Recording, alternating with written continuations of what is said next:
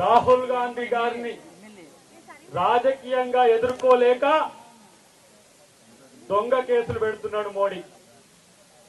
నేనంటున్నా మోడీకి, ఏ Modi, BJP Modi British వాడికే భయపడని కాంగ్రెస్ ఇది బీజేపీకి ఎంత భయపడుతుంది అనుకున్నాం అని చెప్పి ఈరోజు హెచ్చరిస్తున్నా.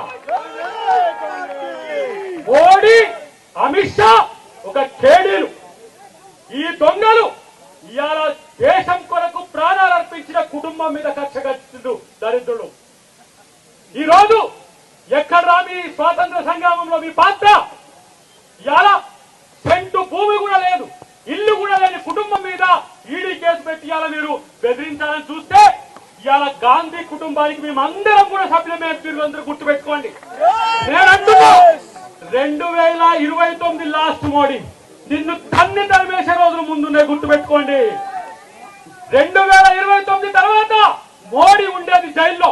నేను అంటున్నా ఒక మాట, రాఫెల్ డీల్లో నువ్వు అనిల్ అంబానీకి ఇవాళ 45,000 కోట్ల రూపాయల హవాలా చేసినావు.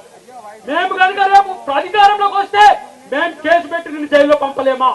దొంగతనం చేసింది మీరు, కేడుని మీరు. ఇలా రాహుల్ గాంధీ మీద, అమ్మ సోనియా గాంధీ మీద ఇలా మీరు కుట్రలు పండుతున్నారు. ఒక్క మాట, ఆర్ఎస్ఎస్ ఈ రోజు ఇలాంటి దరిద్రపు కొట్టు నాయకులని దేశానికి ఇచ్చిందా?